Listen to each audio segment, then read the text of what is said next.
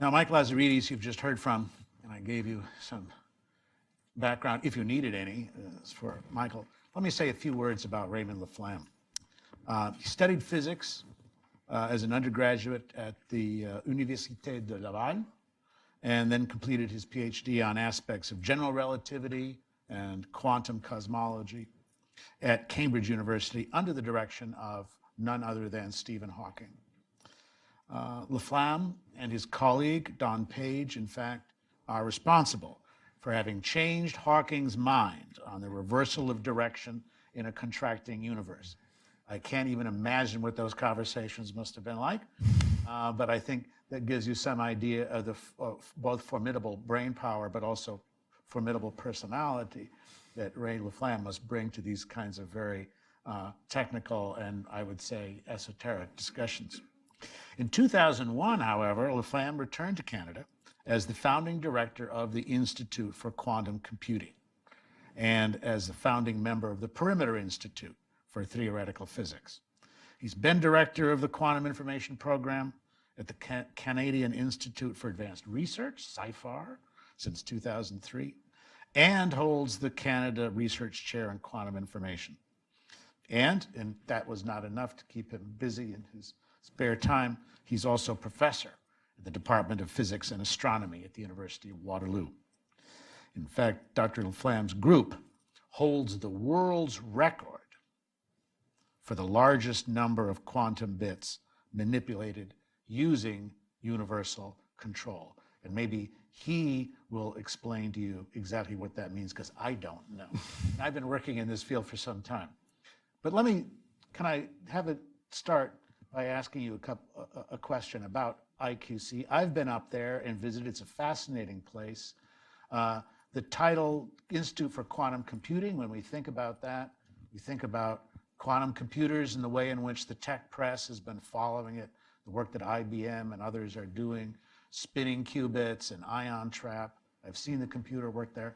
But computing itself within the quantum technology arena is just one part of what you're doing there, isn't it? Yes. We're thinking about computing really in the broad sense of the world at the Institute for Quantum Computing, including communication, sensing, anything that manipulates information with the rules of quantum mechanics. That's what we're interested in. And so from the point of view, Mike gave us a very interesting slide showing the various aspects of quantum technology and the impact they're going to have in the world. I wonder if I can get you to talk about a couple of those things outside from quantum computing, namely quantum sensing and also quantum materials. One of the people that I met when I visited at IQC was Dr. David Corey, who was working on quantum materials. And one of the things that came out of this, and this is something I'm going to ask you about in a minute too, one of the things that came out of this is that a lot of the work that's being done in quantum materials actually has a huge impact in terms of what's happening in digital computing, what we call now classical computing, in terms of those materials. Can you give us a kind of an overview of how that works? So to understand why we're interested in the quantum material, we have to think about, if we want to build a quantum computer, we have to be able to control quantum systems and using the rules of quantum mechanics to be able to transform our system in a way that is predictable, so that can do things that we want to do. So in purely theoretical ideas, 25 years ago, people realized that if we can do this, it would be incredibly powerful for information processing. The next step from there is how we do this in practice. And when we go from the theory to the practice, we realize that the control cannot be perfect. And in fact, there were some ideas that maybe we could control the systems on a piece of paper, but we would arrive to the lab and we would not be able to do certain things. If things are in superpositions, if the wave functions kind of takes a branch or the other, how do human beings go over there and control these quantum bits in superposition? I mean, one thing that has to be said, you're manipulating single atoms. In fact, we're talking about single atoms. And it boggles the mind to think that physicists and experimenters are routinely manipulating single atoms or small ensembles of atoms in a controlled way. In fact, even the founders of quantum mechanics were doubting we could do this with single atoms. Schrödinger has a quote saying that people were asking, what does that mean? You have this prediction of quantum mechanics for ensembles. Yes, you can do this, but what does it mean if you do this on a single atom? And he said, it doesn't really matter because this will never happen. But today it happens. We can do this. We can manipulate the systems. So once we start to control them, we realize that they would be noisy devices. We cannot totally insulate our quantum system from the environment, which is the biggest challenge for quantum computing. And 25 years ago, we didn't have a theory of how to deal with this noise which would come. But we discovered how to do this, again, on a piece of paper, how to correct for errors, how to have reliable control of quantum systems. And we can do this, but only if the error rate is slow enough.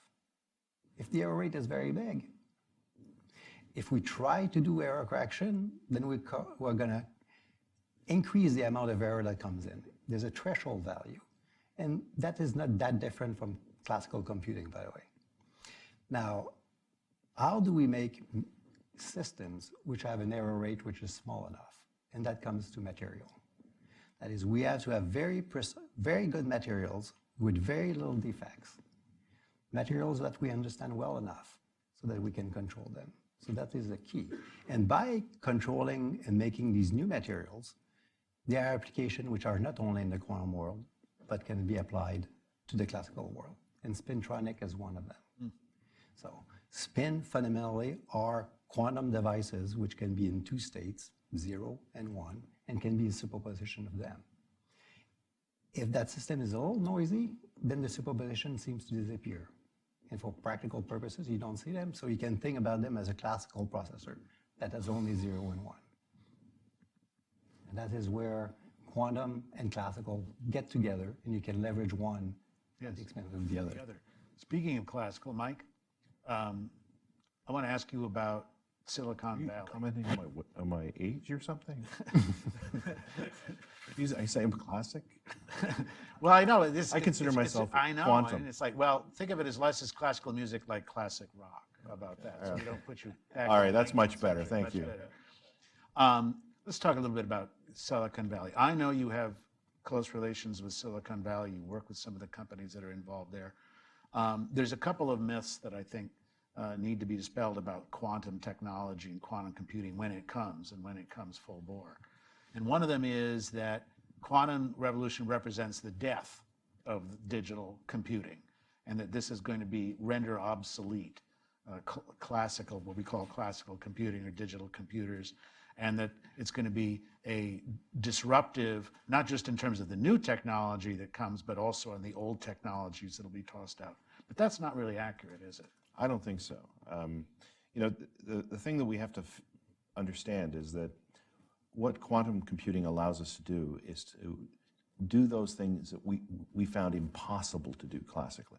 Yeah. So again, one of the things that happened with our classical growth, I mean, the Silicon Age, when we came up with encryption that ran on silicon systems, back when we started, we were limited by bandwidth, we were limited by CPU power, we were limited by memory. And so we chose encryption systems that could fit into the available space and performance and bandwidth of the state of the art. And so what we decided to do was to use systems like prime numbers and more you know, for smaller systems, elliptic curves. So there was a tiny Canadian company called Certicom that grew and started supplying these elliptic curves. And the whole world standardized on these. You have to understand there are global standards bodies that standardize security and authentication so that it can be used transparently, routinely by all of us to do everything from banking to sending messages to interacting with you know, a shopping website. Those systems, though, over time, remember 40 years have gone by, and now we have, you know, unimaginable bandwidth and processing power and memory. And so it's the quantum computer and Shor's algorithm has shown us that it's time for us to update our standards. Because eventually a quantum computer will remove that impossible, classically impossible task of factoring large prime numbers, just like it's going to remove a lot of other things that we find impossible today. And it'll create net new value. Yeah. And so what you're doing is really adding on value as opposed to replacing That's right. systems or Because rendering them you still need, you're still going to need digital systems. They're so advanced, they're so convenient, it's so valuable to our everyday life. That's not going to change. But what I think is going to happen is that a quantum computer will be available as a processor, a quantum processor to a large computer, and at least in the beginning. And I think at that point, what's going to happen is that we're going to be able to solve problems that we just can't do on a classical computer. It's not a matter of programming skill. It's not a matter of how many processors we throw together, how many cores we throw together, how much bandwidth we have available. It's got nothing to do with that. It just is, it's intractable mathematically. Yeah. And a large enough quantum computer, and I have to stress, a large enough quantum computer basically takes that away. And there will be things that we can do that literally are impossible today. And it's pretty exciting. I mean, the quantum simulator is something that I think is going to be a dramatic benefit for mankind. Because to be able to simulate systems at that level routinely, without having to build the laboratories and the test tubes and the pipes and everything else, to be able to do that on a computer routinely, repeatably, error-free, it's going to transform everything from drug production to materials research. Yeah. I mean, it's one of those areas that doesn't get a lot of attention here, the issue of quantum simulators. We tend to think about it in terms of its scientific impact. What about, Mike, what about the impact of quantum simulators in terms of the day we all dread, right? QK, or 2KQ, right? Q Day, the killer app, and so on.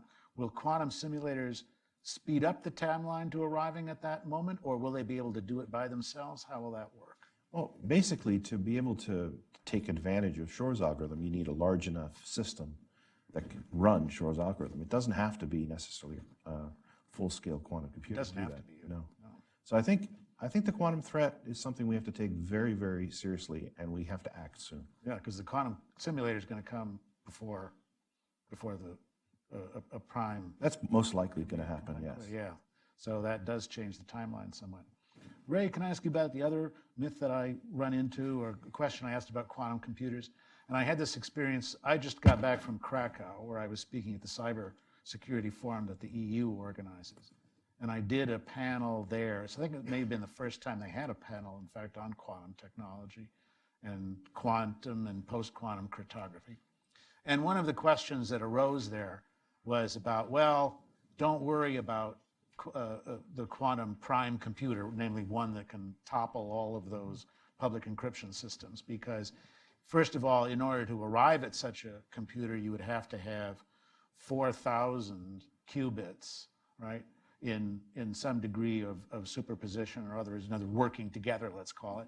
But in order to do that, because of the myriad of errors that are generated from a quantum computer, because these little guys are running around in all kinds of directions, and they generate as many errors or even more, in fact, than right answers, that you'd have to have a system that consists of millions of qubits. They would have to be superpositioned.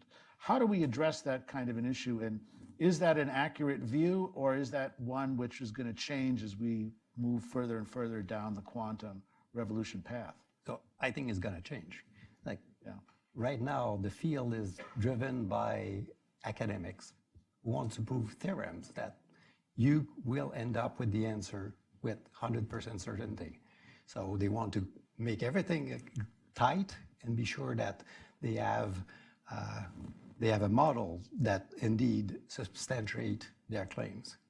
But when you turn from mathematicians and physicists to engineers, you realize that engineers, what they care about is that things work. They know that from a theorem that things can work, and then they cut all the corners which are not all the corners which you don't really need to have, and make things happen. So to go from there, we've seen that simulation of some quantum system would take millions of gates. And people started to look at this and say, all the errors in the system, are they going to affect that piece or not? And they realized, oh, we don't need really to take care of this and this. And so quantum algorithms, which would take years, kind of people that devised a few years ago, now kind of if with improvement, with kind of thinking about how to make this better, went down to a few days. So progress, like we know that we will break RSA. We will break elliptic curve with quantum computers. Right now, it seems to be quite a task for quantum computers. But as we go, we'll find ways which are much, much better and kind of with much improvement. If we go back to history and we look at quotes from Popular Mechanics 1949 about the ENIAC computer. So the quote goes, the ENIAC computer weighs 30 tons and has 15,000 vacuum tubes.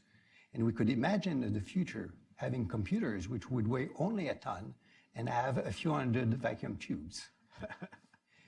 And from this, you realize that even the Popular Mechanics, you would give them a license to kind of use their imagination, and none. They couldn't really foresee the progress. It was impossible. But this progress has happened because people knew that you could do something.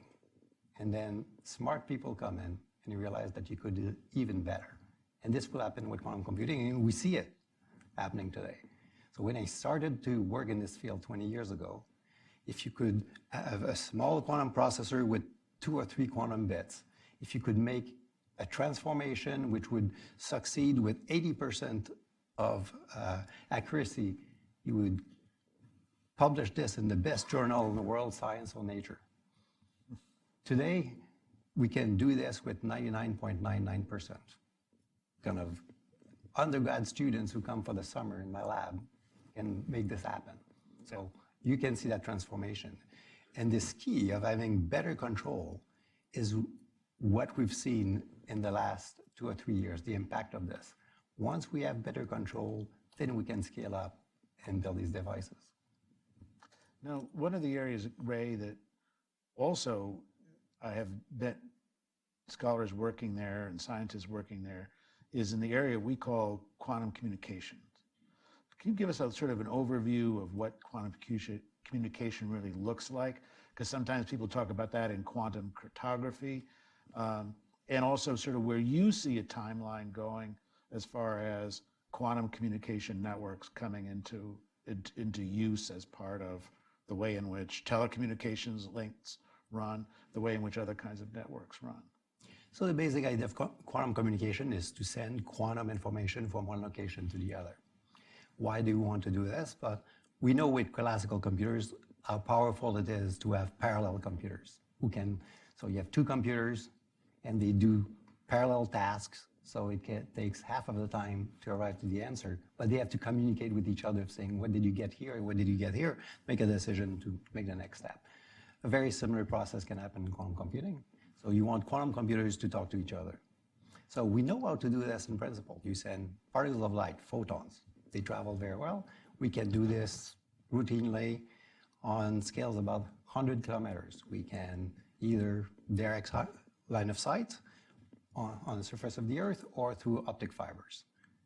The problem is that we cannot do this further than this. Attenuation of the optic fibers tells us that the quantum information will be lost to about 100 kilometers, except if we go up. Right. And satellites, because the air gets thinner and then doesn't get absorbed as much. So we need to build a little devices which is similar to what we've built in classical computers, repeaters. So it's pretty mind-boggling that the optic fibers that we have today have repeaters every 60 kilometers around. It goes to Europe, bottom of the ocean, there's little repeaters all the way. We need to find the equivalent of a classical repeater to make this happen. And 20 years ago, we had no clue how to do this, so we thought that this would never happen. But today, we know how to do this. It's a small quantum computer with a special purpose. And people have some element of this. We are trying to put all of this together. So it's the repeater, that's really the breakthrough that you really need in order to turn this from just a point-to-point kind of relay system, which is what the Chinese have now built between Beijing and Shanghai. They have a 2,000-kilometer quantum communication network, as they call it, but it's really bouncing from one tower to the next. I think of it as the way the Navy used to send, semaphore signals to each other in the 19th century, from one frigate to the next, using their signals. And plus, the information is literally decoded and available for inspection at each one of those guarded repeater cells in the Chinese system. Yeah. I mean, the Holy Grail for quantum repeaters is to be able to maintain that quantum state from one end to the other, Right. and it's never converted into a classical state that can be viewed by anyone. That's the insecure part of it. Well, that is today, Right. and without that, it's basically not very useful. But what's interesting is that you have to understand that a quantum state is something that is almost undefined until you look at it. And so you can use that information to determine if someone is eavesdropping. And that's something that's it's almost, well, it is impossible to do with our systems today because we can copy data all the time. We can copy it, we can amplify it, we can move it around. You can't amplify, for instance, a quantum state or duplicate one. I mean, there are rules. It's called the no cloning rule. But what is interesting is that because of that fundamental law of nature, we can determine if someone is trying to look at your information. So what happens is you have a quantum system, it's communicating, and if someone goes in and tries to see what you're sending in any way, the quantum information is lost in a way that the other end can determine. It starts to break down into errors and into error rate goes up, and what happens is the moment that happens is you shut the link down. So if you are using information on that link in a way, you can make sure that no one ever sees you sending the important stuff. So you only send the important stuff if you're not getting any error, which means no one's eavesdropping. Yeah, you're exchanging a key, That's right. and then you check if somebody has looked at your key. If somebody has looked at your key, then you don't use it. And when you know that somebody has not looked at your key, then you can use to encrypt your information and send your information. And this is a great thing that you've latched onto something very important, Raymond. This answers a couple of your questions before. We're still going to be using classical communications techniques. I'll bet they'll be quantum safe to send information. But eventually, when we figure out how to build quantum repeaters, we'll be able to send the keys along in a quantum state. And so we'll be using both quantum communication and classical quantum safe communication for the foreseeable future. Along the same pathway. Because the classical communication is very efficient. Yeah. Sending photons and receiving photons, at least today, is very inefficient. So it'll be a combination of the two for quite a while. Yeah, and when we think, if you go to any places where they're building prototypes of quantum computers today, and you look at how it really works, is you have a classical computer who control these devices, which tells the small device in the middle how to do its quantum operations. But without classical computers, there would be no device around that you could use. In the quantum cryptography, you have classical computer who tells you, send a photon now, change this polarizer to kind of change the key and doing certain things. So it's always controlled by classical information to start with. And then suddenly you can tell your quantum system, move this way to do the quantum operations. But make no mistake, it's going to take a great deal of time and investment to replace all the current internet repeaters, optical repeaters, with quantum repeaters. That's going to take a long time. So no matter how you slice this, we have to transition to quantum safe encryption. Now, what you just touches on another issue that is very much part of the interest here at Hudson at the Quantum Alliance Initiative, and that is the relationship between quantum technology and the advanced wireless. And what I'm thinking about in particular is 5G. Now, 5G, fifth generation telecommunication, the investment in terms of fiber optic networks that's going to be required for this. This is even from a US point of view, and we tend to think of ourselves, or maybe others tend to think of us as having bottomless pockets. But even from an American point of view, this represents a daunting challenge in terms of the amount of money to invest, in terms of how do you decide what constitutes the best way in which to arrive at standards and protocols for 5G. How do you make 5G quantum compatible for the future? All of these kinds of challenges are ones that are daunting. They don't seem to stump the Chinese, however, because they're moving fast very quickly in the 5G technology realm and have been rolling out systems around the world and other places.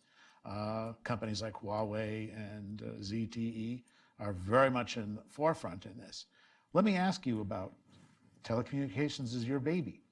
Tell me about where you sit in terms of where 5G is going as a technology and where quantum really fits in. Well, I mean, the way that these things happen sometimes make great stories.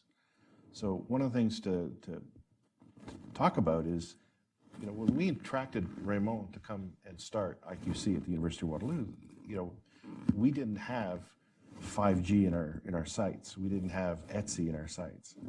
But the work that they were doing inspired a small group of entrepreneurs to start looking at quantum safe encryption and authentication technology that could be used in today's systems, not just 5G, but today's.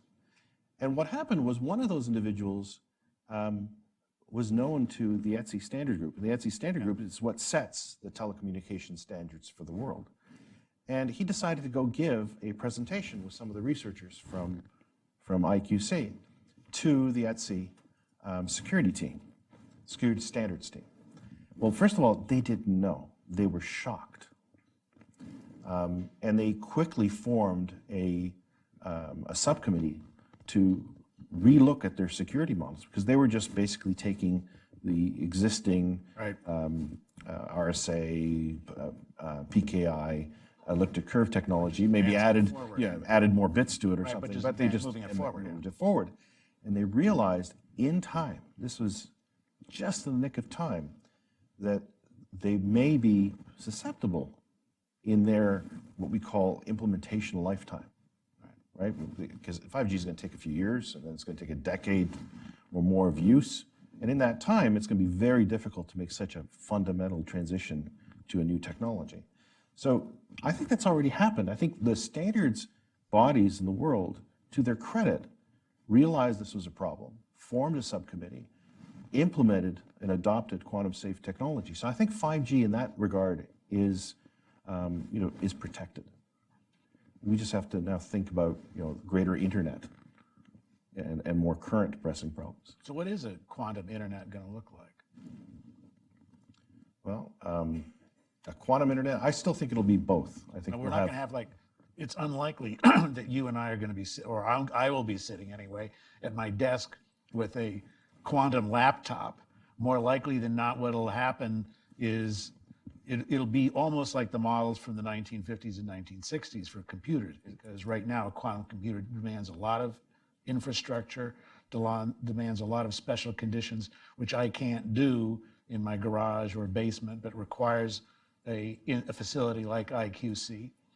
But I will have access to it through the cloud, have access through other means. But but in terms of an internet, in terms of communicating with other people using quantum and using quantum communication, how is that going to be different from the way we think about internet right now? I don't think it's going to be that different. Not different. And the main application of quantum communication today is QKD, a version of cryptography safe against quantum computers. So there, the challenge is you have to be point to point between two people to make this It's a challenge now. Yeah. But when the repeaters come in, that'll change.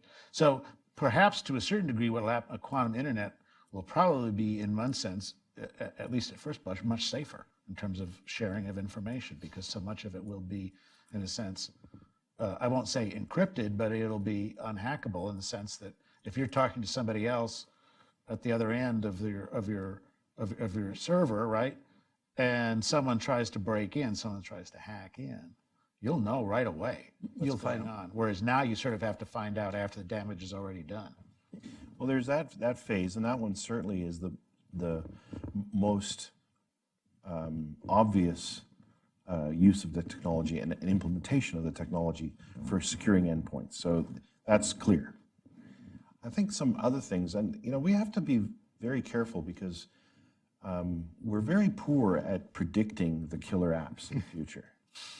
And we're very poor at predicting how quickly things get improved and put into production and scaled up. There's the cliche of Moore's Law, but it's real. It actually behaves. Industry, free enterprise industry, customers kind of work that way. But there's something else that is interesting, and I think it's beyond the scope of this discussion. But remember, quantum information can be locked down in ways that maybe we haven't quite realized yet. And so there's the communications part, the transferring information, the firewall aspect. Right. But there may be ways of locking down quantum information that require a different way of, in other words, you may need, for instance, a quantum key to unlock it, which means that you can't copy it. Like you can't just take a USB key, plug it in, and take all your data off your server. So there's a version of what is called quantum money, which is like this, where you cannot duplicate that money. You cannot falsify it. So it is pretty much a quantum state. Every dollars would have in it a little chip imprinted with this quantum state. The bank wouldn't be able to find out what it is, but nobody can, if you don't know that kind of key to be able to check it out, then you would corrupt it, and therefore you'd not be able to copy it. Right, so there's a degree of sort of authentication through uniqueness. Yeah. So you'll need both. I think it's another really good example of why we'll have both classical and quantum systems. Classical systems have the advantage of this infinite copying, the free copying, free transmission of multiple copies of information. In that, there are, complexities and problems. On the other hand, quantum allows you to do things so that you can not copy it. But that's both an advantage and a disadvantage. It depends on its application. So I think they're going to go side by side, both classical and quantum technology. Now, is one of the areas where they're going to run side by side in that way, is it going to be in the area of, and I know I'm going to get a response from this audience about it, when I mentioned the word cryptocurrency and blockchain. Now, I've written about quantum and blockchain, did a column recently for Forbes.com saying, be careful, blockchain isn't the magic bullet that's going to safeguard all secrets and information. And we have to distinguish between blockchain as a technology, as an information sharing, but also authenticating technology, versus cryptocurrencies as they function today. But speculate, you're here among friends, speculate about the way in which quantum technology could have an impact on these two phenomena which have grown up and are now so interesting and so fascinating to the tech press and to the public at large, for both of you. Well, one of the things we have to always consider is that, if these ledgers that are part of the blockchain, if they're supposed to last a long time and not be tampered with, then they're going to have to adopt quantum-safe technology to implement the encryption on blockchain. So, that's something we have to take very seriously, because the whole point is that you can't tamper with that ledger without people knowing. Quantum computers, quantum processors, they're going to be able to compromise traditional encryption systems, and they're based on prime number factoring. And if those are used in today's blockchain, I think that they're, in a way, needlessly compromised going into the future. Yeah. Right? So I was going to say, similar to Mike, today's blockchains will be broken by quantum computers. So at some point you'll see movement when the advent of a quantum computer will come in, you'll see the blockchain people kind of making side moves. A piece which I do not know, and maybe the blockchain community can look at, can we today re-encrypt these ledgers with quantum safe as we go? Or do we have to start straight from scratch? Well, as my co-founder at the Quantum Alliance Initiative has been looking into that, and there are a couple of UK companies. One of them is Quantum Resistant Ledger, and another one called Ubitcoin, who are looking for ways in which to do that. And there seem to be two models. One is finding ways to basically sort of retrofit existing blockchain systems so that they become quantum resistant, or building an entirely new quantum safe blockchain, and that would then become the alternative. The way I compared it was, one is if you've got an old decaying bridge like Woodrow Wilson Bridge, what are your choices here? Well, one is to go back and laboriously, make it safer, make it stronger, et cetera. The other one is just build an entirely new bridge in the process. So those may be kind of the way in which the future looks. Both look terribly expensive and very time consuming. But that seems to be the nature of the whole quantum technology revolution, isn't it, from an encryption standpoint? And we'll talk more this afternoon about that. But this is also one of the aspects is with the technology. It doesn't level everything, it doesn't demolish what's happened in the past, but it does mean that that legacy systems are going to have to go through a very complicated process of fitting themselves and making themselves adaptable to this new technology. Mike, let me ask you some autobiographical questions. And I'm thinking about what I talked about at the very beginning of our discussion, which was at some point you had this idea that quantum technology was going to become something important and something really decisive. And it was going to be something that would be decisive both for Canada and also for what you would be doing in the future. And you had this idea then of bringing together the resources and bringing together the people and building the institutions that would make up Quantum Valley. Can you talk a little bit about the work that went into that and how you were able to bring that together and how that was made possible?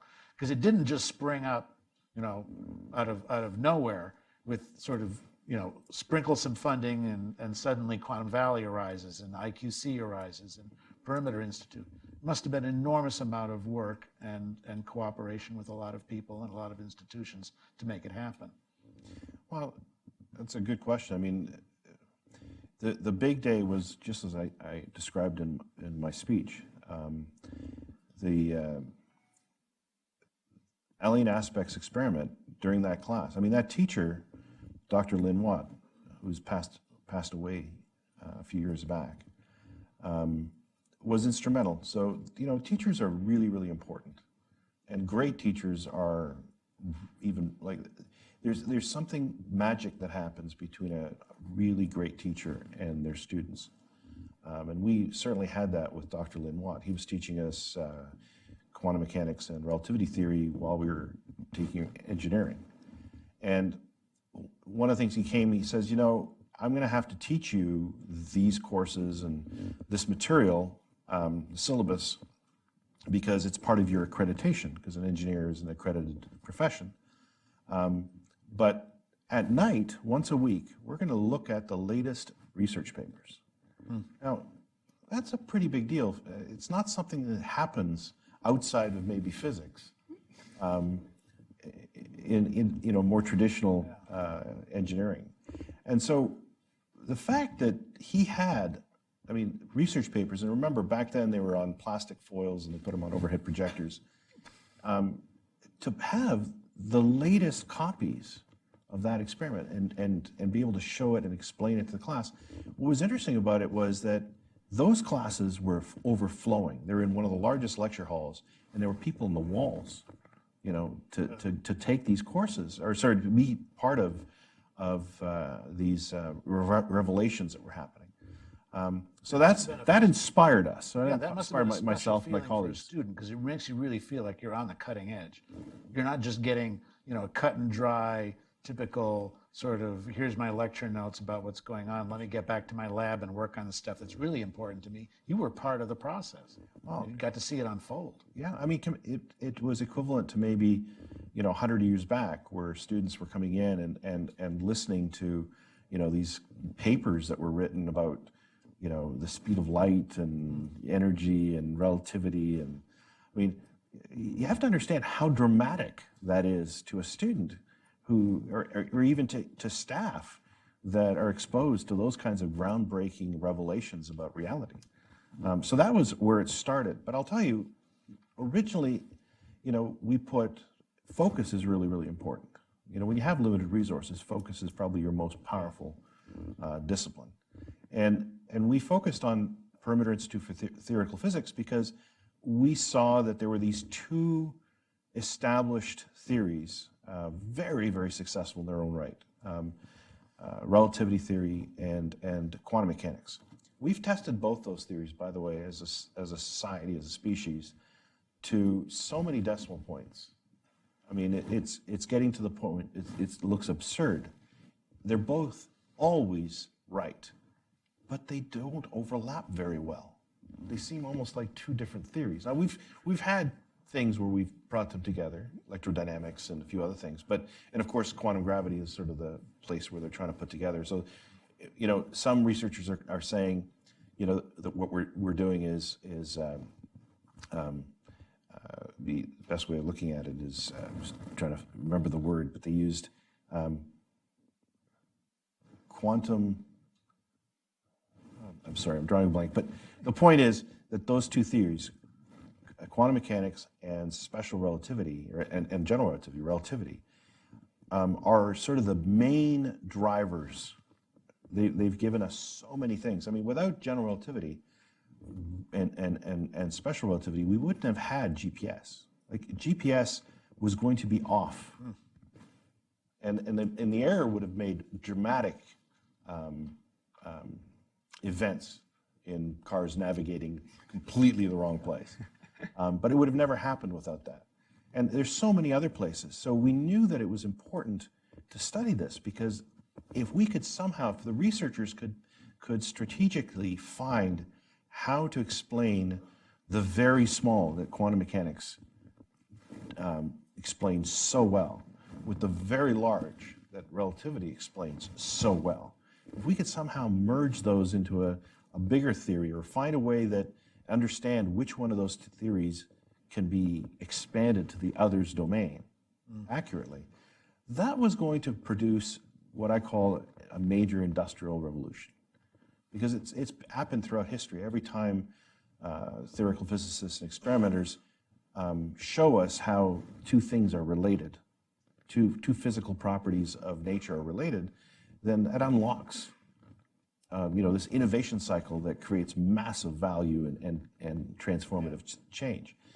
But what was interesting is, at the time, I met Raymond, and you have to understand, back then in 1999, 2000, people weren't even using the word quantum computing.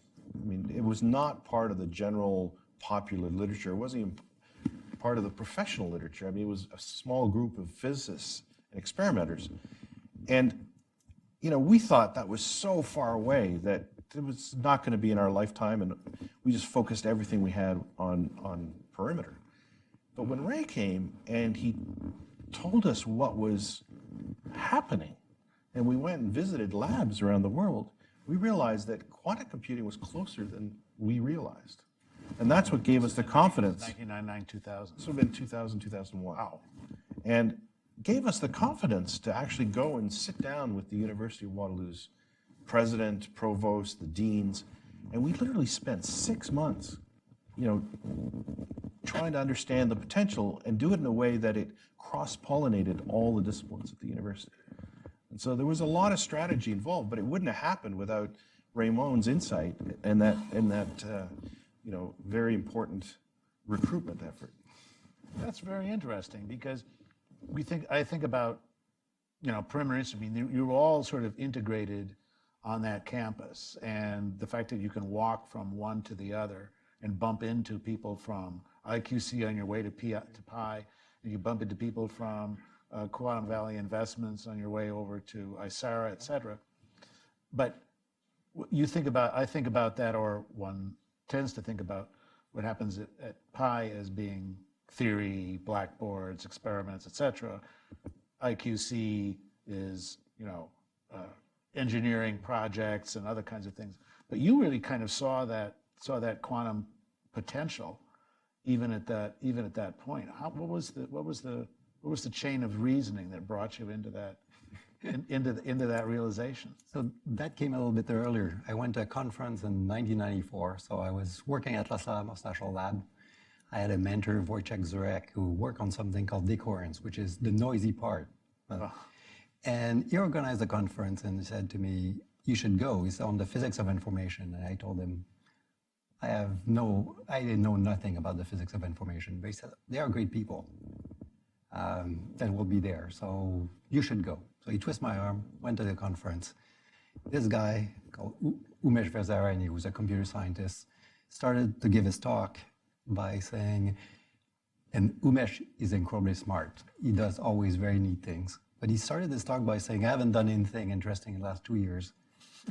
But a month ago, I stumbled onto this algorithm called," and it was not called Shor's algorithm again, algorithm to factor number, which are product of primes. And he went up and says, "With a quantum computer, we could do this."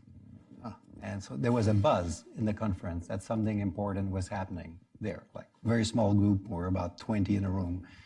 And my first idea was to say, this is never going to happen because of the coherence. Yeah. Noise is going to kill. Point we raised earlier. So I went back to the lab, thanked Wojciech for the conference, and I sat down to show that quantum computers will never work. And I was going to put my paper on the archive, like the preprint list, and I got scooped. Somebody who was at the conference that I knew very well kind of put this together. So I was a bit miffed. But that person who had put the paper, Bill Unruh from Vancouver, is somebody who was always critical of others. That you would tell him black, he would say white. You say him white, tell him black. And so I decided I was going to do the same thing with him. I took his paper and I tried to shred it into pieces, not physically, but intellectually. Even though that was your original thesis. Yes. Even though it was your original thesis, you were going to go back and do it over. Interesting. And I stumbled into what is called error correction, how to control quantum system. And then I realized that this was the key for building quantum computers. That suddenly, if there's a reason why you would like to build them, and the main roadblock not to build them would be overcome, then there's a really possibility of doing this. So I got really interested in saying, there is something there which is really interesting. Now, I was in a very small community of scientists just thinking about this thing, like we found a gold mine. But it is when I met Mike that I realized the much broader impact of this. That for me, building a quantum computer, simulating quantum physics was the only thing I said, this is a great thing. But suddenly realizing of the impact that this can have on society broadly, and somebody who had a vision of kind of putting all these pieces together so we can get there, is what brought me to Waterloo. Yeah. And we're very grateful he did. Well, I have to say, I mean, you look at the record that you've had in terms of the amount of work, in terms of the awards, in terms of the spin-offs from it, it has been hugely impressive. And one of the things that I think, there's two more issues that I want to talk about, broad issues, then we're going to open up the discussion for some questions, if you're okay with that. The first is on the issue of ecosystem. We've used that term several times. Obviously, Perimeter Institute is a part of it. Obviously, Institute for Quantum Computing is part of it. How do the other components in your mind, when you again, as you were thinking about this, in terms of where this could go from theoretic physics to applied physics, And then what do we do? And then what happens after that for a technology like quantum? Mike, what were some of your thinking about what else would have to come in to make it into a genuine quantum ecosystem? Well, I mean, one of the things that happens when you're caught up in this, the excitement of building a multinational corporation and new technology and all those things is you learn how to be very strategic, and you learn what talents and skills are necessary to build an organization. From our BlackBerry years. And so we just applied what we were learning to the problem. And the problem was great because, one, quantum computing, quantum information theory was just beginning, really. I mean, it had been around for maybe 10 years, but it was not a broad field yet. And, we were working hard to build Perimeter Institute for Theoretical Physics, sort of a foundation block, and we wanted Perimeter to interact with IQC at the university. In fact, they're very close, and we now have a train that links them, an LRT that links the two together. I mean, it's part of the greater transit system, but the researchers can literally walk outside, get on the train, in a few minutes they'll be behind the Institute for Quantum Computing on the backside of the building. So, the city got behind it. They helped us with, making sure that we had really good spots to build these buildings and these institutes. They got behind it in support. They got behind it connecting the city together. The university, the university has campuses all across both cities. And so there's a lot of these things. It was just a matter of sitting down and describing the vision and having people like Raymond and Howard Burton, our first founding director at Perimeter, and then later Neil Turek, and having these researchers sitting down with the city, with the university, with government, and describing a vision, but a vision that had credibility because the physicists were actually working on these things. And then, it's something that was very gratifying for me is to see that things clicked. The governments got behind it, bureaucrats got behind it, and they've been behind it for nearly 2 decades. And that's to their credit. That shows that they really believe in the vision. Yeah, that's a tribute to them as well, isn't it? Really, that they sort of, and also I guess you could say to your salesmanship, that you were able to give them a sense that this is a vision that could really be something important for Canada, but also for advancing one of the most important technical revolutions that we're going to have in the 21st century, maybe the technological revolution of the 21st century. I never like to say the. I mean, it's just, for me, it just shows how theoretical physics and other sciences, fundamental sciences, how important fundamental research is, basic research is. Non-directed, curiosity-driven research is to unlocking these secrets, and that it is not a zero-sum game. It creates value that wasn't there before. Yeah, and creates value really on an international scale too. I mean, absolutely. You have both IQC, University of Waterloo, all of these institutions. We think of them as Canada-based, and they carry the Canada brand, but they really are involved in a wide range of worldwide technologies and scientists and students who are all working in this area. I think I'll add to this how receptive the community in Waterloo was to have a Perimeter and an IQC in Quantum Valley. And I remember Perimeter Institute having public lectures on theoretical physics. A small town of a few 100,000 people. And my first reaction as a scientist is nobody will show up. Or the first one there'll be, because we'll tell all our friends. Right. It'll be, but the second one there'll be half, and the numbers will fall off. But it went the other way around. So there's a series of public lectures, and this kind of made a buzz in the community.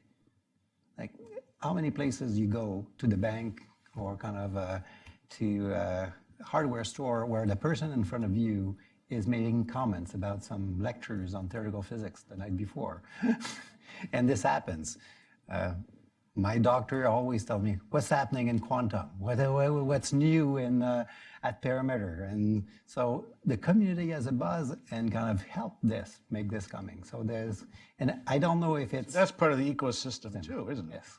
Yeah, in a Absolutely. way, that in a sense, you're sort of generating a buzz in the area in Waterloo and Kitchener about what you guys are up to and what's taking place. Well, it's important to have public support. I mean, you're getting public funding, so it's important to describe why it's important. It's important to get the public excited about its potential and how dramatic it can be. But it surprised a lot of us that we now sell out the lectures to 600 plus people within a minute of opening it up online. Incredible. Theoretical physics. Let's talk about students. That was the next topic I wanted to ask you, and how important they are, both for IQC, I mean, it's a research institution, but it's also a learning and teaching institution. And in fact, a lot of what happens in Quantum Valley, as well as at the university, is about teaching, it's about inspiring, and so on. Ray, do you want to give us sort of a picture of how you all at IQC think about students as far as the next generation who are going to be approaching quantum information science and quantum technology? The first background piece is to start on this is Mike's comment about the importance of a great teacher. Yeah. So this kind of got is piece of the fabric of IQC. When IQC started, we had three objectives we wanted to reach. One is to be a world-class research institute. Number two was to train students so they can understand and make their mark in the quantum world. And third piece was to communicate the research that we do outside the kind of the scientific community that are kind of our usual audience. So the number two, training students, is something that we thought was really important. And we had a real kind of challenge of saying, how do we do this? These ideas of quantum are new, and universities are not always kind of turning on a dime that quickly. So how do we kind of make things happen quickly to train students? And the field is multidisciplinary. Piece of it is pure math, piece of it is computer science, applied math, physics, chemistry, engineering, and universities are made in kind of silos or kind of disciplines, and so with discussion with Mike and the deans, we realized that IQC could not be part of one of these departments. So we made IQC as a parallel entity at the university that answers to the VP research, but that kind of works with the different departments.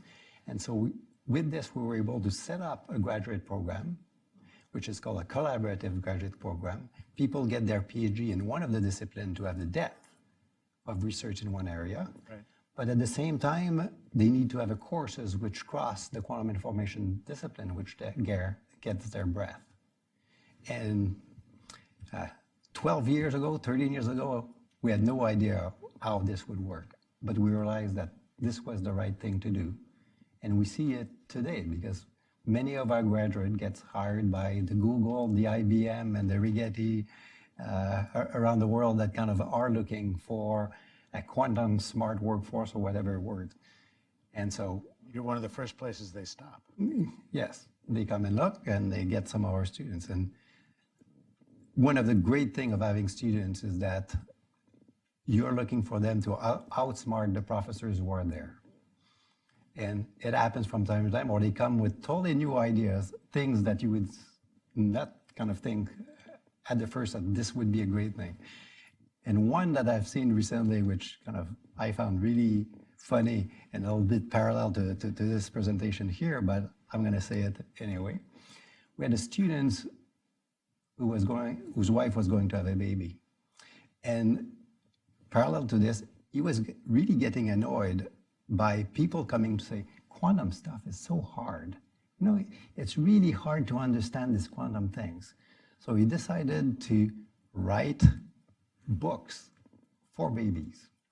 So his name is Chris Ferry. He's a student of Joseph Emerson, who is in the audience here. He wrote this Quantum Physics for Babies, Quantum Computing for Babies. And he went on to do this. Quantum entanglement for babies. Maybe- I have a copy in my desk, my shelf right now. And so I had a good laugh when I saw this until I learned last week how many copies has he sold? How many? 5 million. 5 million in the English version? That's really something. You know, I had dinner with Chad Rigetti the other night, and he and his wife just had a baby, and I brought up the quantum for babies, and he said, I got 8 copies of that from friends. So that may also be part of it as well. This is multiple sales for individuals who are working in the field. I'll make a spot for Canada too. You know that Chad is Canadian? Yes, I do, and he is, as a matter of fact. And I mentioned to him, I said, you should come out to the event here today. And he said he couldn't make it, unfortunately. But yeah, I mean, and I think when you look at that issue about students and quantum technology and the next generation and how we approach that, what I want to tell you is that this is a serious issue here in the States right now, because almost every quantum scientist or person working in this area, one of their big worries is whether you're talking about IBM or Intel or Microsoft at the top, or Rigetti Computing, Chad's company, or you're talking about even the small startups that we have here, like Quantum Exchange here in Maryland. What's their biggest worry? The biggest worry is just we're short on talent.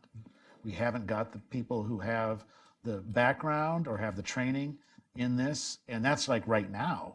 What's it going to be like when this industry really takes off, when things really move forward in ways that is going to place a demand on what is right now a small and what they worry is a shrinking pool of talent and interest in this area. And this has broader implications from an American standpoint, as I can tell you, and I've written about this, is the degree to which Americans are always worried about STEM, right? Science, technology, engineering. They're always tearing their hair out about the fact we don't have enough STEM students. We don't have enough interest in this. Kids want to go study something instead of the things that will, either make them a lot of money or make a lot of devices for us in the future and keep us ahead of other countries in this area, such as China. But it is a growing concern, and it's becoming a growing worry.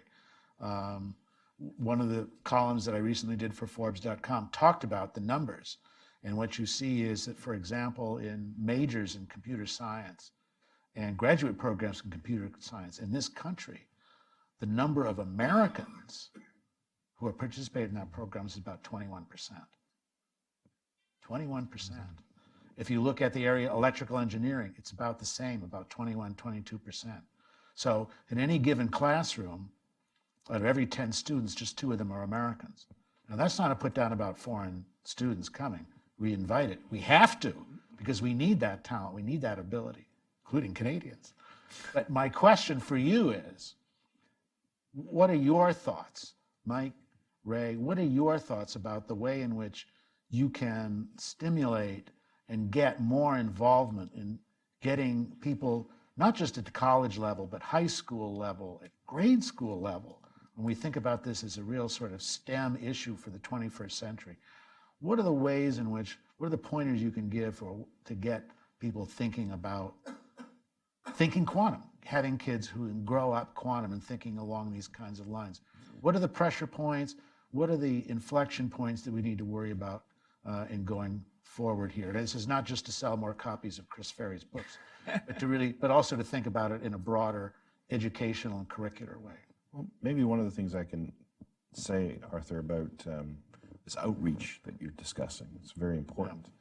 And at Perimeter, one of the things we decided early on was the outreach program was going to be a major focus for the Institute. So to really both get public awareness up as to the importance of physics and the mystery of physics and the interest of physics and build it and explain it. But we also started a program where we would have a summer school for teachers teaching physics in high schools. So it's their physics teachers program. And early days, when we started this is at Perimeter. It's at Perimeter. So they would pay their own way during their summer, and they'd come down and learn how to teach physics from physics professors, and our team. Now that's expanded over the decade, and we started those teachers. They became sort of the catalysts, and they went back and they taught physics high school teachers in their areas. Right. And we very quickly got up to thousands of teachers across the country and around the world. But recently we hit the 10 million mark for students that have been impacted by that program. Incredible. So outreach is very important, and I think that there's a real appetite by teachers to want to teach not just science, but the latest science, Right. the most interesting science. Right. So they don't have to go and retread themselves, but they're up to speed with what's the latest. And I what's the think latest Perimeter developments and has what's done a great job to facilitate that, not just in Canada, but North America and around the world. What about for IQC perspective? So we have a workshop. In fact, Martin Laforêt was there, who now works for ISARA, but was doing outreach for IQC, did have programs also for teachers and students, and we have program for undergrads to recruit them to come to IQC. And what I've learned from this is that the scientists themselves are not great organizers for these programs. The scientists aren't. So, but they are really good at inspiring the kids, but they're not the great organizers. And both at Perimeter and at IQC, there is a team of people who are putting the pieces together. And then they bring the scientists at the right moment, in the right occasion, and make them connect and kind of get their input and be sure that all the pieces make sense.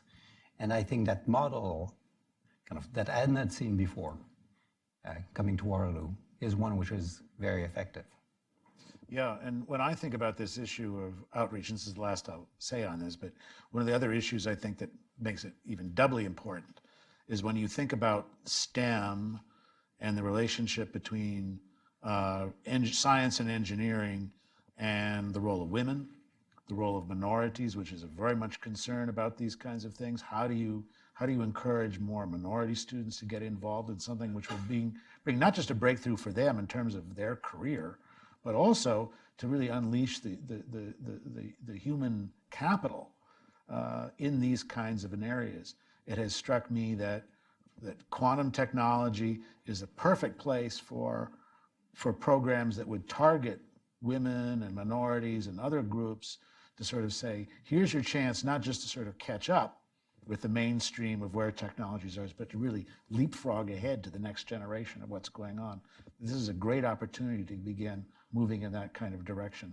And I know Perimeter Institute has a program that is involved with regard to women in science and women in physics.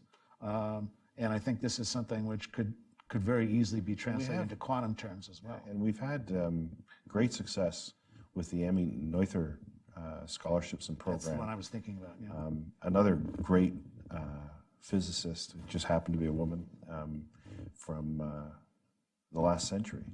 But what's interesting for us is we really focus on excellence, we really focus on capability. And we have a program at Perimeter that we call it the Sci program, and it's a master's program. It's really hard to get into. And thousands of students from around the world apply. We choose 30 or 40. Over the last few years, it's been 50-50. Interesting. So 50-50 men and women. I mean, that I think is a perfect example that it works.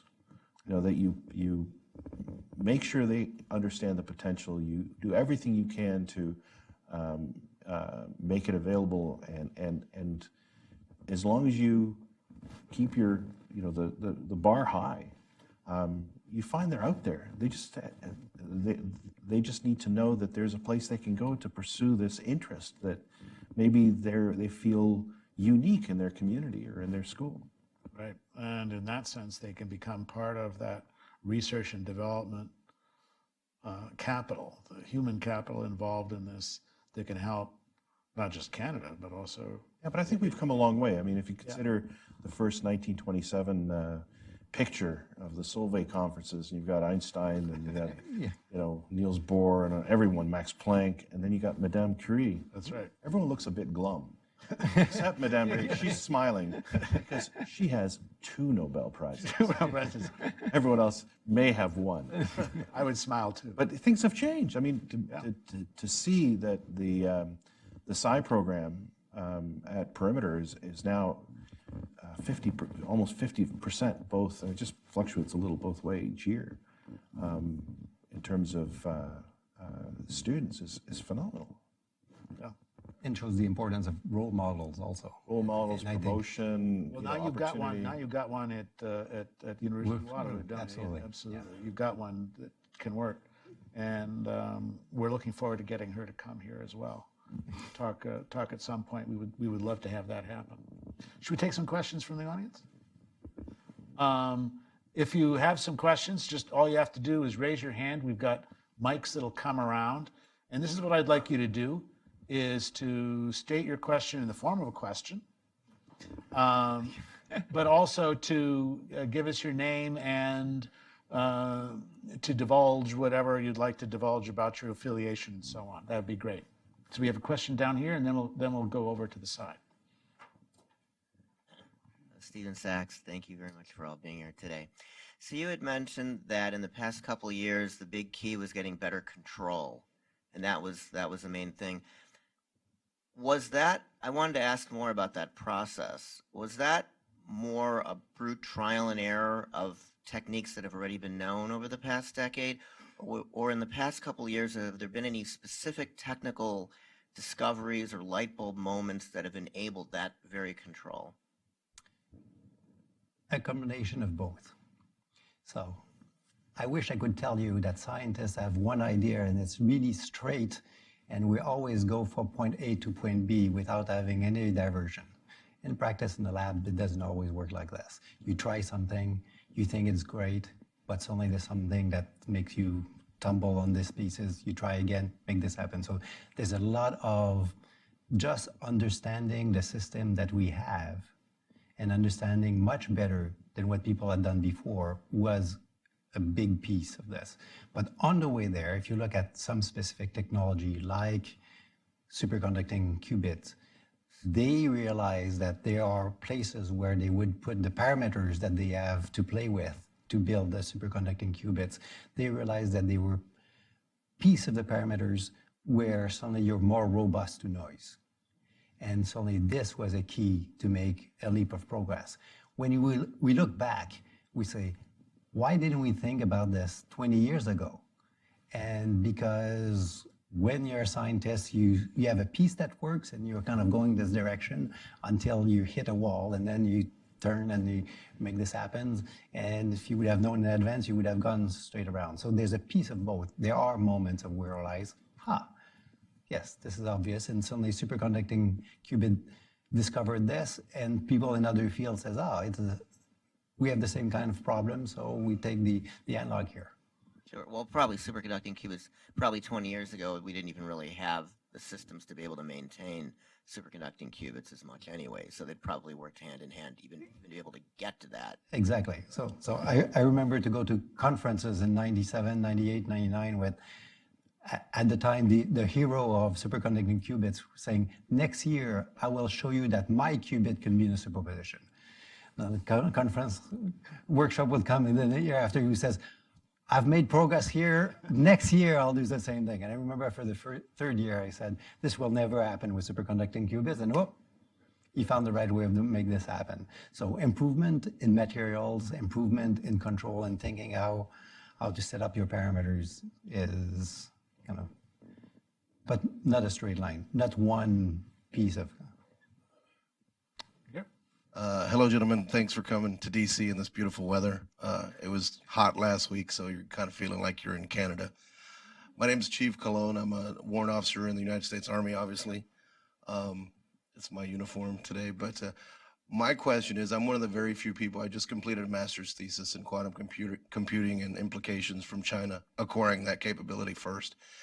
I've discovered in the United States military, I'm about it when it comes to anybody that's kind of researching quantum. There's a few people at the NSA that currently do quantum stuff, and I don't want to scare anybody, but we do have a lot of experienced quantum researchers in the NSA. Outside of the NSA, though, there are very few of us that even talk about quantum computing. I was here last year. I met some of the folks from Isera, and they've given me a lot of information. My specific question is, as you can see, I'm the only military guy in here. How successful have y'all been in Canada getting your military folks to understand the implications of quantum encryption to their actual military systems? Thank you. And how about intelligence services too? We can put both of them on the table here for discussion. I'd say that there's very strong interest out there. Five Eyes, United States, the NSA, CSIS in Canada. I'd say that they're very interested, and I think that they have a right to be very interested. I mean, it is important for protection of government information. And then also too, I think, and I think you'll agree with me that a lot of the interest that is being generated at NSA and the services right now is in not just the defensive capability, but the offensive capability. In other words, if anybody's going to have that quantum prime computer that's going to decrypt and factorize all those subprime numbers, we want it before anybody else does, as a way to sort of get to that. That's definitely one of the key focuses and priorities I know at DoD. I don't know if that's the case in the Canadian services, or in their thinking about the national security aspects, or if it's more focused on the encryption and quantum safe encryption areas. So I'll add to what Michael said, as one advantage in Canada is it's pretty small. Like, the country is big, but the number of people is not very large. So pretty much everybody knows everybody. So, so it's not that hard. When you have a success of doing something, then people kind of learn. And certainly me as director of IQC, I could get help at some time from Mike to open some doors where kind of I needed to get into. And so we had a really receptive community. Now, I'll say that it was not always happening on the first time the door would be open. 6-7 years ago, I went to the Canadian Space Agency and told them about possibility of having satellites to do quantum key distribution, which you probably know very well with what you've studied. And I was talking to the room, to people who do satellite stuff, and I'm not a satellite person, so I didn't have the right lingo to kind of talk to them. And suddenly I thought that if I had little antenna, green things moving around, I would have the same reaction for them. So I came back from that meeting saying, okay, this will never happen. But suddenly, a week after, I got a phone call from their director, who turns out to be a quantum physicist by training. He says, I've heard about this through the grapevine in my agency. Can we talk? And then things happen. So sometimes small is great and beautiful, as we've learned from quantum. We're going to be talking more about this afternoon, as well as we talk about more in the details, both in terms of the risk factors and also the opportunity factors for quantum and post-quantum cryptography. So it's an excellent question. Over here to the side. Thank you. Ben Eliasov with the Canadian Embassy in Washington. So this is great to be here. What's your IP model at the Perimeter Institute and your other institute in terms of maintaining for commercialization and also maintaining it for Canadian interests? I'm just wondering what your IP model is.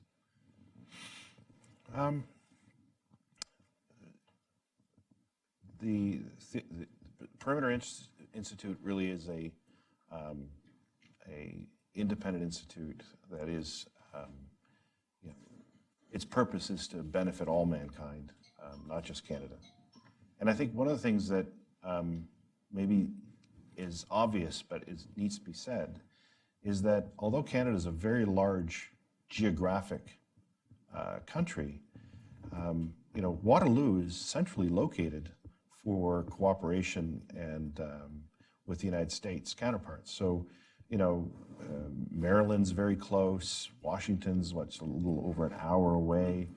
In fact, it's faster to fly from Washington to Waterloo than to fly from Washington to Silicon Valley. So, being centrally located in Canada, and we sometimes have to change the way we view things and realize that we're all part of North America, and we're stronger together, working together.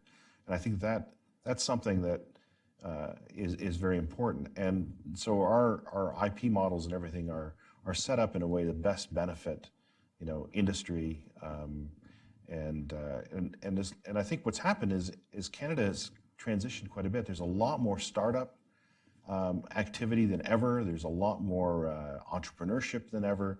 I mean, in many ways, I don't even recognize Waterloo today versus what it was 30 years ago. I mean, it is expanding and growing. There's buildings and cranes everywhere. There's, 1 year we had $1.6 billion in venture capital going into the community. We've got Communitech, we've got Velocity, we've got all these centers that are facilitating and helping entrepreneurship and startups. We've got startup to mid-sized company work there being done at Laurier University in terms of assisting technology managers, which is again a unique new type of skill where you have to understand regulations and IP policy and prosecution, as well as managing the high speed of technology development today. And so all these things are happening, and I think that we need to make sure that we're cooperating, because this stuff moves really, really fast when a major discovery is made. And I think it's going to benefit all of North America, if not the world. I'm going to follow up on that really excellent point, because last month we had a conference here on quantum and IP. And for those of you who attended here, among the participants he's sitting in the audience as we speak, and that's Martin LaForest, formerly of IQC, but also now also at ISARA. And one of the things that we had Martin talk about was what I feel is the unique IP model that University of Waterloo has adopted, which is an inventor-owned IPR, and I have to tell you, when Martin was describing this and talking about what this could mean, which is if you develop it, if you're a scientist, technician working there, and you find it and you get a patent, it's yours. It's not the university's. It doesn't belong to the corporation or the government that funded you. It's yours. And I have to tell you, he blew the minds off that conference talking about this, because people who are used to working, say, with DOD or at American universities are used to having someone come in and sort of say, sorry, we provided the funding, IP belongs to us. Or if you're going to do it, we're going to have to take the lion's share of the royalties, or other kinds of complications that make it. And I think what Martin's presentation did, and what you guys have achieved there, both at the University of Waterloo and also at Quantum Valley, is by giving that sense of ownership, of giving the scientist, giving the researcher feel like a stakeholder in the technology, in the knowledge that they've gained in this kind of way, that this unleashes a level of innovation, unleashes a level of entrepreneurship, which I think is, again, something U.S. can learn from our neighbor to the north. Anyway, question there, and then we have one here. Hi, I'm Alex Cronin from the National Science Foundation. Could you discuss more examples about quantum simulation? What are the early successes? What are some platforms and problems where quantum simulation is making an impact? I think it's pretty early days. I think at this point we're trying to understand if it's possible. It's a fantastic capability, and I think with a lot of these things it comes down to quantum materials and control. But there's progress being made to the point where I think that it's an area to really keep watch and fund. I think that's very important that it gets funded. definitely progress in ion trap and atom trapping, to be more on the technical side, where we see the possibility of doing some interesting things. So we're just at the cusps of doing something that we would not be able to do with classical computer. Do we have enough control? How do we check that these quantum simulation make sense? How do we benchmark them? Is something that we're working on, and as we're developing that science. But we're at the kind of the piece where things are really kind of happening. It's not only on piece of paper anymore. Should we have a question there? Yeah. Okay, I'm Martin Fontaine from the Communication Security Establishment. Thanks for the very informative panel. So my question is more a curiosity. You talk about the quantum repeater and how they're important to fight against attenuation, to have long distance for communication, but it seems all good for point-to-point. But I'm wondering, how will you solve the packet switching problem to make sure you don't end up into a place that you didn't plan to end up and have a man in the middle in your communication? Did you start to think about this problem? So there are people who do quantum key distribution or are better than me at answering this. But if you want to ensure that you end up at the right place and you want to have a signature of this, you have to. You cannot start with zero key to start with. So you would have to have somebody who has a piece of key, and then from this you can amplify or increase the size of that key and make this happen. But you would know that the packets are being diverted right away, and you'd shut it down and find a new way to transmit. In other words, the integrity. Yeah, the integrity of the link would go down. You'd have an error. I'm assuming you cannot guarantee the integrity of the switching device. Or could you? Well, It's an interesting question. I think you should, if you do have a person who is supposed to receive it, he would know that he's not receiving that piece. And then he would have to communicate to the originator and say, I am not receiving your packets. But I thought your question was more about how do you authenticate the receiver? And that one, yeah, okay. So you need to be able to authenticate. And by itself, if you make a link which is secure, it doesn't mean that the link itself is secure, but the person, you don't know who's the person at the end. Like if it is you or the person next to you who's kind of going in front of the terminal, the link itself doesn't tell you what's the receiver person. So you will need a piece more to make this happen. Are you building that additional piece? So on our theoretical model, because a good piece is there, you would have to have some key that I know about that you would send me on your first piece of being encrypted, then I would know it is you. So I could authenticate you, then I would be good. And then you know the right person, you know the link, so I can send you a few more pieces of key at the end, so the next time you want to talk to me, then you'll be able to do this again. So you could do it that way. And take some questions on this side.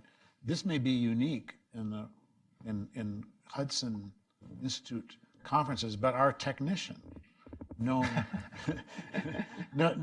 I do. I have to has a question also. aim the camera at myself. This is the first time I've done this. Noam Bloom, Hudson Institute. You've been talking a lot about the quantum computer's ability to crack classical systems, but is there thought being put into the day after? There's a professor who used to be at the University of Waterloo, Vadim Makarov, who teaches quantum hacking, and he speaks about the difference between the mathematical proof of a secure system and the implementation of it.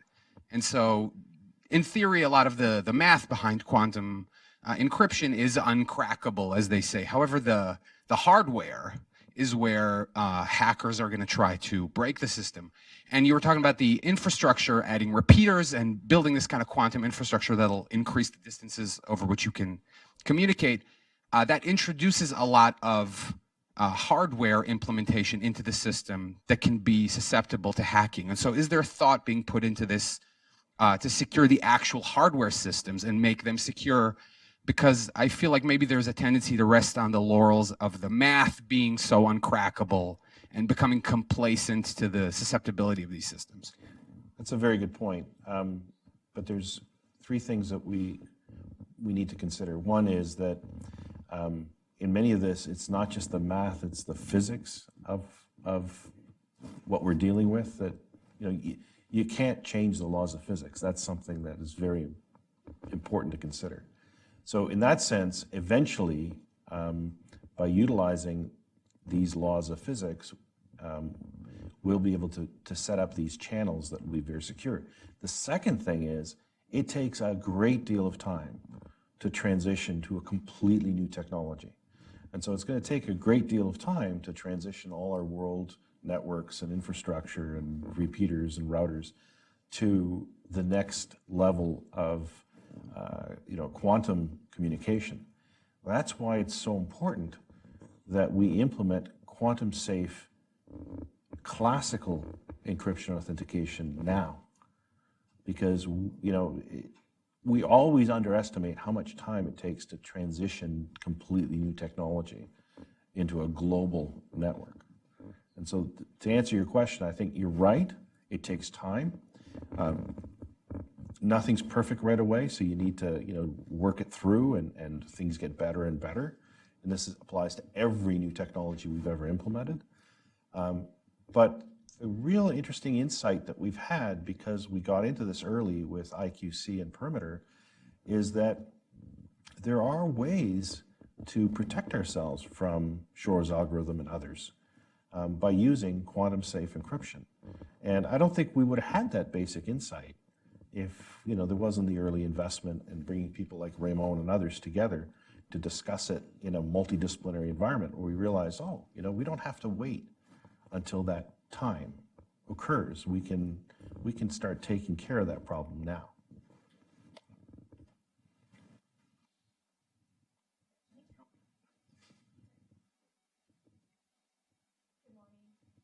My name is Sujata Imani. I'm a AAAS Science and Technology Policy Fellow, placed at Department of Energy. My question is actually more about the materials that would be used in quantum. You spoke a lot about the fidelity of being able to get back what you've encoded.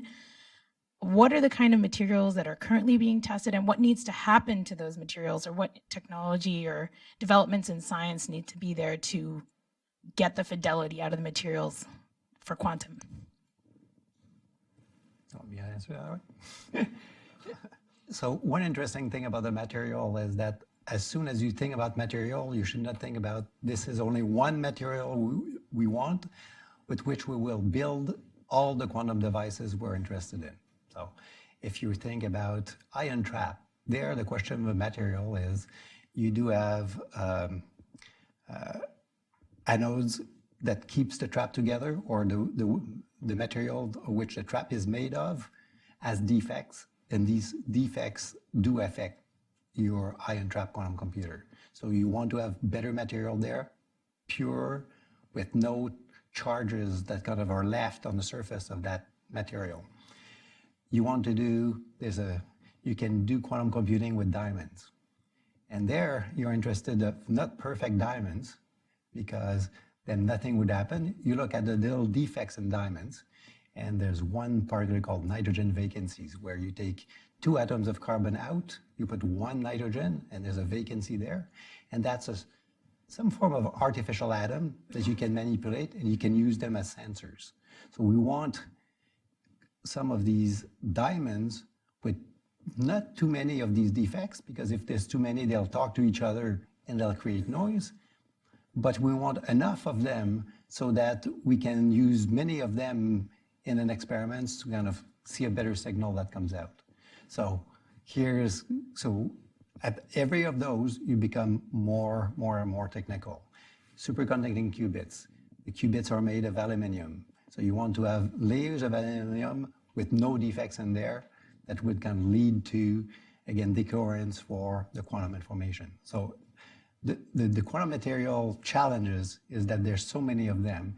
You have to say, here at IQC, we're interested in the diamond piece. We're interested in spintronics.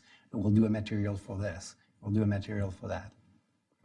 One of the things that I've learned is in getting involved in this process and learning more about the science of quantum computer is that it's not one pathway to a quantum computer. And I think sometimes, Absolutely. I think sometimes the press gives that impression that with the way in which IBM is doing it, or the way in which Intel is doing it, the way in which Microsoft, that they're all basically working with the same technology ideas and the same materials, the same method by which to bring about the kind of the kind of entanglement out of which a true universal quantum computer can arise. But that's just not true. As I'll be talking about it in the noon talk, there are many ways in which this is going to happen, many pathways forward, many types of materials with it. And that's one of the things that I think is going to make this so exciting as in the quantum revolution is there will be ways we can't even really conceive of quite yet. Well, someone will find a shortcut. Yeah, absolutely. We're going to take a couple more questions, and then we're going to go to break. I've got 1, 2, and then 3, and then we'll break. So there, that gentleman there, and then the gentleman here, and then the lady. Hi, my name is Lauren Epstein. I host a radio show in the workplace, and I want to thank you all for blowing my mind. So my question is there was an article about this woman, Urmila Mahadev, about she figured out how to something on error correction, validation. It was at University of California, Berkeley. And I was wondering if you heard about it and if you could kind of clarify it, because it seemed like it was a pretty big deal. We're back to the error correction issues. So can you read a little bit more about what? Well, she was giving a, let's see, I'll try and find the graduate student solves quantum verification problem. So that was the name of the article, and it was October 8th, just a couple of weeks ago. And her name's Urmila Mahadev, and she's from, well, she lives in California. She spent the last 6 years. No? I think we've got someone else in the audience who might be able to clarify that. Here we go. Why don't you give him a mic and let him talk. Yeah, so Joseph Emerson from Institute for Quantum Computing.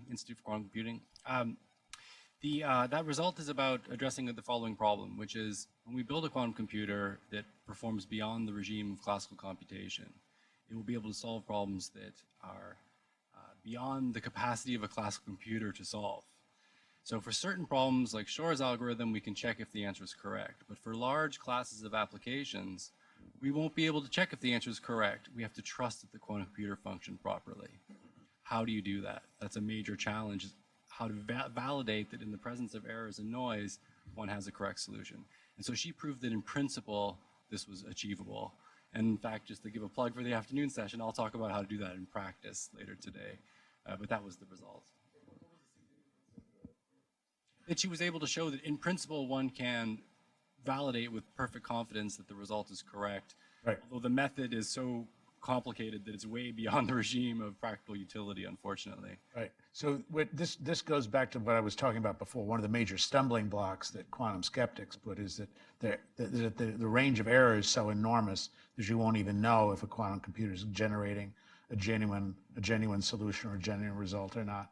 And what she's really sort of saying is, yes, theoretically, we can cut through that and get to the answer. So we've got 2 more questions, and then we're going to wrap up for a break. Please. Bridget Walsh, Canadian Center for Cybersecurity, part of the Communication Security Establishment. So I've had a question that a couple of times it's come up talking about quantum communications, quantum key exchange, the possibility that those could be hacked physically.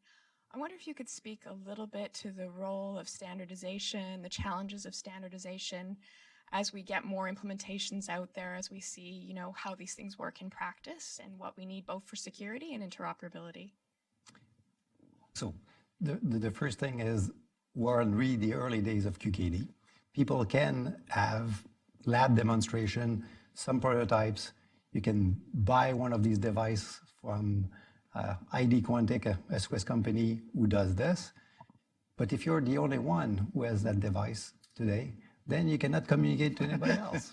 So the idea of standards is the beginning of having a common language for everybody. Everybody has the same protocol for all of those. And part of the standardization is also to ability of trusting the devices that you are going to buy. How do you know that it is really working the way that it is working? We've heard from the tech helper that some of these devices today have been hacked. So this is a problem of scientists, physicists claiming more than what they've achieved, and the press being incredibly enthusiastic, saying that suddenly you have something which is totally secure. When you build something, then it's always an approximation to the idea that somebody had on a piece of paper. And that approximation can be good or better or worse. And what we've seen is people have kind of forgotten some pieces. There's different form of quantum key distribution, and some are easier to build, but turns out that they're not as secure in their practical implementation. But we know ways where you can remedy this, but it's much harder to build. And for the technical people in the question, in the audience, if you build a QKD out of entangled state, then it is a lot more robust, and you can show if there's an eavesdropper that comes in. If you don't use entanglement, you don't have this power. So, but they are harder to build with entanglement. So up to now, people have not used entanglement to have devices that they sell, like ID Quantic. But I think it is going to move to that direction as we develop the technology. One more question, and then we're going to... Thank you. Nice setup. Thank you very much. I'm Yang-Gi Kim. I'm head of the corporate investments for SK Telecom, and I'm also on the board of ID Quantic. And in Korea, as you know, we're working on 5G, and it's just not a marketing about extra speeds. It's an ecosystem, as you were talking about, Michael. Hardware, software, services, killer applications, and especially the security portion. I was wondering, at your institute and your centers, what kind of work are you doing with the ecosystem, the commercial telecom companies, to work on the exciting challenges you need for niche and practical deployment? Not the greater internet, but you have to start somewhere, right? Well, that's a very good point, and it's great work being done in Korea from historically and today. And I think that there's real examples that are out there in terms of standards body work that's been either championed or supported and participated in by companies in the Quantum Valley, as well as researchers from the institutes that are there, as well as researchers from around the world. So that's already happened, and it's happening, and I think you're probably aware that there are now quantum safe standards for 5G in the standard. So that's important. I think that the other thing that's happening is, from a commercialization point of view, commercializing quantum results or quantum research is actually very difficult, because the laboratories that are required, the equipment that's required is very complex, and the researchers themselves are not experts at that kind of laboratory building. I mean, when we built parts of Quantum Valley Ideas Lab, it was my business partner, Doug Freegan, who understood how to build these kinds of buildings because of the work we had in the past. And I'll give you a simple, it's just, sometimes it's very simple, and yet it's very complicated. So when you build a building today, all building contractors know how to use something called metal rebar. So it's that steel that they reinforce concrete with. And they just drop piles of it on the building site, and the builders are experts at bending it, and they work with the mechanical engineers to figure out how many they should put, where they should put it, and to reinforce the building properly underneath the concrete and strengthen the concrete. When we were building the Quiet Labs at Quantum Valley Ideas Lab, there's 4 of these labs, and you can't have any metal in them. So how do you build 100-ton slabs to dampen from vibration in these labs? How do you build all this and structure it and support it without metal rebar. Well, we had to use something called fiberglass rebar. Well, fiberglass rebar is difficult because it changes the process of building that the builders are used to. You don't just come in and drop a bunch of fiberglass rebar and then they start to bend it, because the moment they bend it, it breaks. So you had to sit down with the designers and the structural engineers to figure out every single piece of rebar you're going to need, its length, how much bending it's going to have, its thickness, its properties ahead of time. And that's very different from what the state of the art is for building buildings. So that's just a simple, almost, very ordinary aspect. But it's everything from that to the DC lights that we wanted to put inside these labs, because you can't use AC, because AC will produce interference. It radiates, the 60 hertz buzz and hum that you hear. Well, okay, so we'll use LED lighting, everything's great, except that there aren't any UL approved DC light sources for those lights.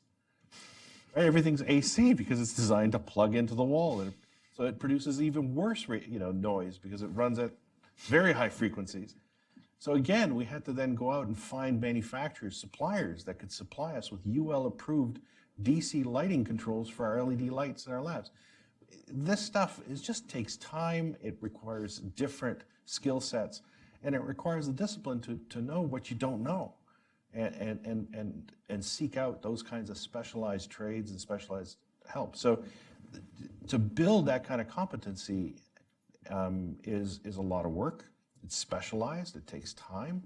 And you have to realize that the researchers don't know that any better than those specialists. So bringing all those people together and having those resources available for the researchers accelerates their work. And that's what we're trying to do at Quantum Valley Ideas Lab, is to make sure that they don't have to worry about those things, that we take care of those things for them.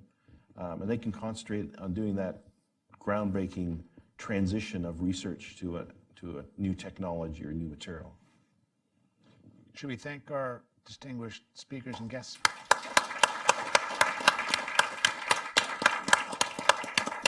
Thank you very much.